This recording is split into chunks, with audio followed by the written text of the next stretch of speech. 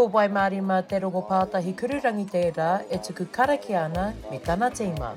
Haimie, ie, Kai kie. Mō tā rātou rehi tuatahi, hei kapa. Ahua a mai o I te tuatahi I te wai tā mai mātou ki konei. Engari, I te wā I runga mātou I te awa I tino hikaka o kia haere. Ko hoki mai te tīma rangatahi o Te Waka Pounamu ki te whakataetai o Te Waka Ama. Ko te koutou rātou I kore e tai atu nā te mimiti haere o ngā kaihoi. Nā, ko uru mai a Mariana Morgan hei kai whakahaere. Aha kua tōna rangatahi, ko tāna kia whai āheinga te tīma nei I ngā āheinga kari ia I riro.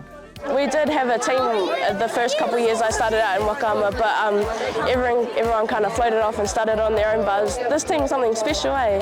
Te Waka Pounamu needs like more rangatahi. Like Waka Ama down south is nowhere near as buzzy as Waka Ama up north. And we got a green flag on the water for this race 30, the J16 Women's W6 500 metre heat 2 of 2. Koe nei hoki te wā tuatahi mā te nuinga o e nei kōtiro ki te patu I te wai. Pēnei I a Waimarima te rongo pātahi kururangi, rauwa ko Anahira Basin. Kia ora whakaaro e hiahia au ki te whaiwhia ko hau me te mahi tūtahi mea e pai ana kia hau. He pai ki te ngā tangata, ki te reihi ki te tao e tai atu tangata. Ko te hiahia o Morgan, kia haere tonu e nei kōtiro ki te mahi I te Waka Ama. We're gonna keep training throughout the year, come back next year, get it back even better. They smashed out their first race.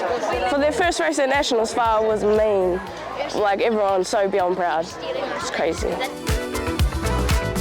Hei ngā rangi e heke mai nei, ka tae mai te toenga o ngā tīma no Te Waka Pounamu.